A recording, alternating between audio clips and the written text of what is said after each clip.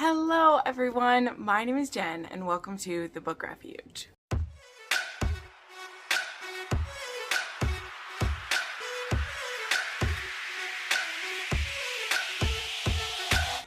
Hi everyone and welcome to a goal video. I'm not really making too many goal videos this year. In previous years I've had like a whole lineup of all my goals that I'm doing, and I am scaling that back this year just because, I mean, if you watched my end of the year book tag, you'll know it's not that I do super horrible at hitting goals. It's more so that with the rules and constrictions that I have for myself with Patreon reads and book clubs and stuff like that, I want to leave as much room to read whatever I want as I can, just to keep things fresh, to help me be able to still find new books to recommend to you guys, and to just give myself some free reign. So in previous years I had these very extensive lists of oh, I want to read 10 of this book in a year, and I want to read this many new to me authors, and I want to read this many backlist authors, and I'm kind of just gonna let that go this year and just leave it to my wandering to find those things. But there is still one challenge that I really do want to complete, and that is the 12 Recs from 12 Friends challenge. This is one that I set up over on Instagram. There's this little graphic that you send around where friends recommend a book to you, and then you try to get through those 12 in the coming year. Now, I did this challenge for 2023, and I did all right. Let's say I did all right. I got through 9 of the 12, and I just kind of lost steam with a few of these. I only DNF'd one of them, but I did find some absolute bangers within this, so I'm very glad that I did do this, and so I wanted to do it again. And this time though, I did cherry pick through them. You know, I had about 40 recommendations, and I went through each one of them. A lot of them, of course, are duplicates from my book rec form, you know, people wanting to really push a book that they've been requesting, some people for years now, because I'm slow on the uptake sometimes. So I went through every one of these, and I picked 12 that I think I have the best chance of getting to, and that I'm excited to actually try, to give myself the best hope of being successful. So I just thought, you know, I wanted to make an extra little video here. So I'm going to go through these 12 books kind of in the way that I would do one of my Kindle TBR challenge, you know, Kindle TBR videos where I go through everything. And I'll tell you which one of these I'm planning to read first, and then maybe you tell me which one you are most excited for me to read, because there's a wide range. There's a book on here that goes all the way back to the 70s, as well as some recent releases. So I'm just going to read a quick blurb about each one of them, and then you tell me which one you're the most excited for me to read, okay? So yeah, that's what this video is going to be. So going through these, the first book I want to read the blurb for is one that I have wanted to read for a while. And it was actually put on my book rec form from one of my friends from home. Her name is Kim, and she's someone that I really share a love of Outlander with. And whenever I see her for the holidays, we have a little chat about, usually about Outlander or what else that we're reading, or Bridgerton books, just stuff like that. And so she put in A Rose in Winter by Kathleen Woodiwiss. So we also have talked about the few Kathleen Woodiwiss that I've read before, and she really wants me to read this one. And so I'm going to make that a priority this year. I have wanted to read more of Kathleen's books. I do own quite a few of them, but you know, her being kind of the beginning of historical romance, there are a lot of pitfalls and uncomfortable situations in her books, so it's not always the first thing I reach for. But a lot of her books have just recently been put into audio format. And my previous book club, the Rake Appreciation Society, we had wanted to read one of her books in 2023, and then things just happened where we weren't able to continue that, which was sad, but that's life. Sometimes stuff comes up. So let's read the blurb for A Rose in Winter, which is very, very loved, I can say. So this one says, A heart tormented. Irene's father had given her hand to the richest suitor. She was now Lady Saxton, mistress of a great manor, all but ruined by fire, wife to a man whose mysteriously shrouded form aroused fear and pity. Yet even as she fell in love with her adoring husband, Ariane despaired of freeing her heart from the dashingly handsome Yankee who couldn't forget her. The beautiful Ariane, once filled with young dreams of romance, was now a wife and woman torn between the two men she loved. Oh man, Kim, you bringing in a love triangle? Oh no, I'm scared now. What that means, but I'm gonna give it a go. I actually own like 3 different copies of this one, so I'm definitely gonna give it a go. All right, then we have The Brazen One by Daisy Jane. This one was recommended by Nalix on Instagram, and I am all for this one. I actually, so I'll tell you, this is the one that I have on my January TBR.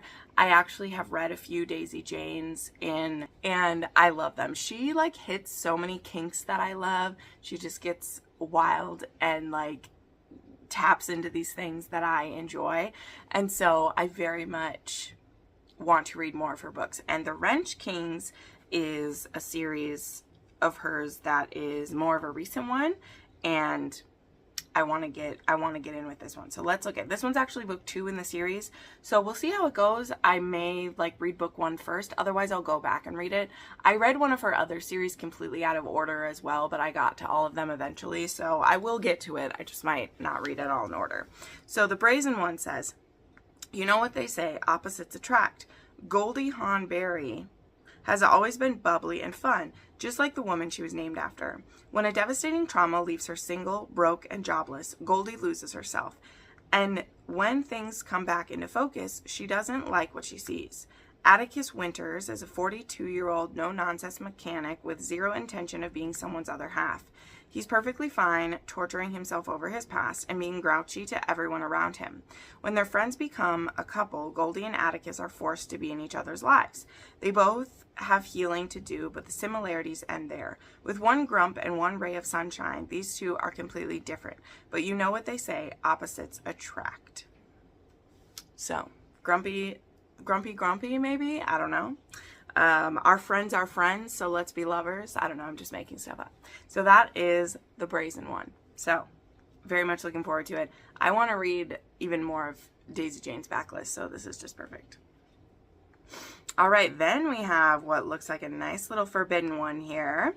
And this one is called Dad Cant Know by Ava Marks. And this was recommended by Reading Romance ATA, who is a friend of mine on Instagram. And this one says, Callum Reinhardt moved across the country 2 years ago. I was finally just over 18 when he left and cut ties with us, taking away with him the opportunity to tell him how I'd stopped thinking of him as Uncle Callum and started thinking of him as an older, wisey, sexy man. And he's back now 2 years later, and so much has changed. My mom abandoned us, my dad is an emotional mess, and Callum doesn't look at me like a kid anymore. He's as hungry for me as I am for him. We know it's forbidden, dirty, and intense. That's not enough to stop us, though, even though we should. Not when it feels so good.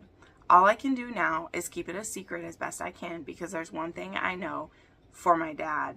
The one thing I know for my dad can never know. Okay, so this is an erotic novella, and I already know I'm going to love it. It's a dad's best friend, age gap, taboo.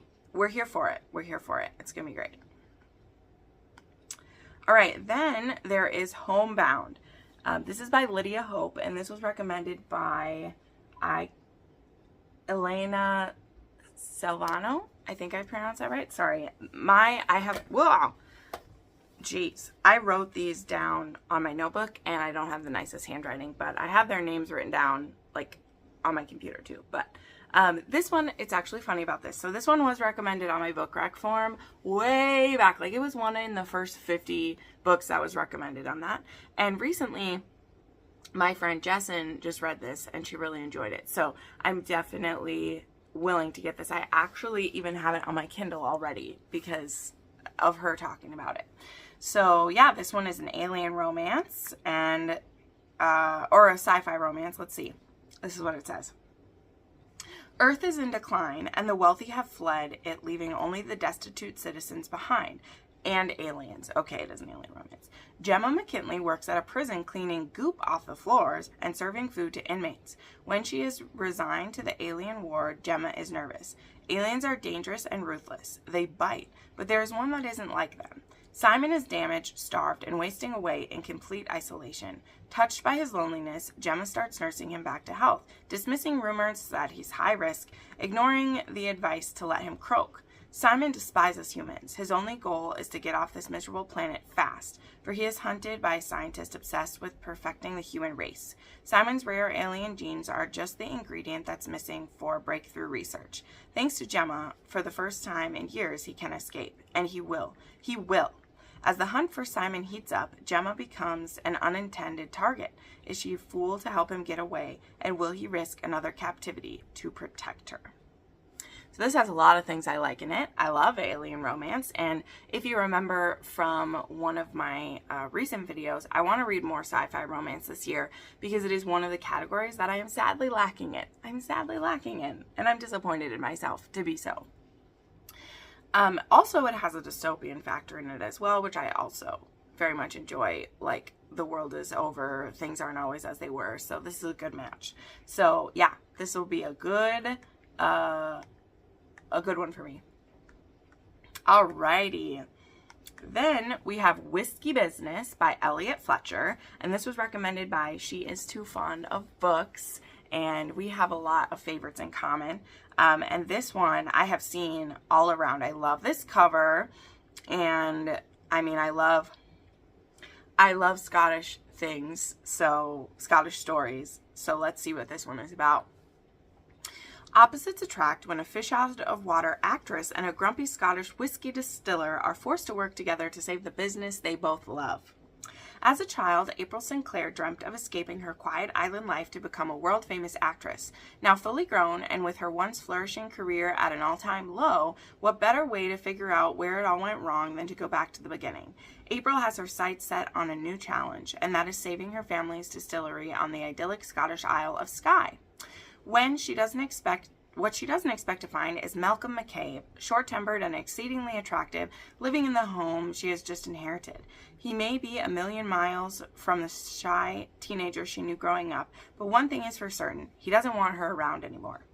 Master distiller Mal has 3 loves in his life: whiskey, his dog, and silence. He has no time for the pampered princess poking her nose around his distillery, even if said princess is the one who got away. More comfortable in the shadows than the spotlight, Mal is content to wait her out. She'll grow bored and run back to her glamorous world of nail salons and takeaway coffee eventually. When sparks begin to fly, he tells himself it doesn't matter because April Sinclair could never want a man like him. Right? Oh boy, I think Malcolm's going to be wrong. I think he's going to be wrong. Okay. Next, we have Ensnared by Rebecca Quinn. Now, before I even read the blurb of this, I was intrigued by this one, obviously, because I tried to pick ones that I have the best chance of reading, like I said, because I don't want to let anybody down. And then I saw this pop up in Audible that this has like a full cast narration, possibly. Because there's multiple POVs. I know that this is a reverse harem, but it has MM in it, so that's why I'm willing to give it a go. But again, I just saw that the audiobook has like a full cast, so I will probably, whenever it's time to read this one, grab that because that seems like a good chance with that. So this one says, even if the world did end, 5 men is far too many to handle, isn't it? Oh boy, 5 of them. Okay. Since the final war, I've been doing just fine. I have a lovely cave, a darling vegetable patch, forest views, and if loneliness sometimes squeezes my aching heart, well, my books have always kept me company. That is, until a pack of hunters chased me from my home and right into the arms of several rather large, rather brutish ex-army rangers. And those brutes have the nerve to make me the rudest offer I've ever heard. Their protection for my body? The whole thing is absurd, scandalous, perverted even. I mean, just the thought of doing that with 5 men, well, I take the deal. Okay, so it's possible I find them indecently tempting, but these men also have secrets, and pasts so fraught with emotion I'm not sure I can untangle them all, or whether they'll let me. No, my brutes have made it excruciatingly clear where they think I belong. Beneath them, between them, bent over backwards for them, but certainly not beside them, and I don't think that's going to work for me. This is the Brutes of Bristle book. It's a post-apocalyptic, steamy reverse harem. All right. Okay. So this seems like it's a lot. But we're going to give it a go. Because since it says there's an MM in the harem, we'll see what that means. We'll see. Again, it does also have post-apocalyptic stuff going on and survival things. And they're ex-army rangers. Okay. All right. Okay. We'll see where it goes. We'll see. All right. Then we have Sweet Lullaby by Lorraine Heath. And this one doesn't have much of a blurb, but I do know that my friend Jessin also loved this one. And this was recommended by What Caro Read, and she usually has some pretty good recommendations. So this one just says, seduced, abandoned, and left pregnant and unwed, Rebecca finds a new life with Jake, a ranch hand who marries her at the request of her father. And the reasons why I like this is that I do love pregnant mother in trouble, and I like an arranged marriage. So I will do my best to find a copy of this one, because I do believe this one's out of print. But I think I can find an ebook of it. We'll see if I can. Alrighty, we have Empire of Sin by Rena Kent. This one was recommended by Daniela. So funny enough, hold on, let me open this here. I have read the first book in this series, and I didn't love it, but I didn't hate it either. You know, this was the series, though, that, like, I was getting kind of bored with Rena Kent. This was before, of course, I read God of Malice, and it changed my life. But it just wasn't vibing. It didn't pass a vibe check at the time. Okay, it wasn't working for me. But I have heard specifically that Empire of Sin is a lot of people's, like, favorite in the series. And I actually do have the audiobook for this one already purchased, because I listened to the first one and then I was going to get this one. So Daniela actually recommended this one to me. And Daniela is one of my book besties and longtime supporter of the channel. So we're going to give it a go, because if she thinks I'll like this one, as well as I've been liking a lot of the other books that I've read recently from her, that I'll give it a go. Okay, so this one says, my boss, my sin. I'm not the type who has one-night stands. It wasn't supposed to happen, okay? A couple of drinks and a sinful British accent later, and I'm in bed with a stranger. Of course I left first thing in the morning because I'm a responsible adult. An adult who has a new job that I need in order to keep my double life a secret. Little did I know I'm not in fact responsible, because the stranger I left in bed, yeah, he's not a stranger after all. He's my new boss. Knox Van Doren might have a charming smile, but a true villain lurks beneath it all, and like any villain, he'll use my sin against me. All right, Rena, let's see if you can keep me intrigued. All right, then we have The Deep End by Kristen Ashley, and this was recommended by my Overflowing TBR on Instagram. And this one I also have almost read before as well. This is an erotic Kristen Ashley one, and I believe that it is submissive men in this one. So this is what this one says. Enter a decadent, sensual world where gorgeous alpha men are pleasure slaves committed to fulfilling a woman's every desire. At the elite honey club, no boundary will be left untested, and one's darkest desire will become a sensual reality.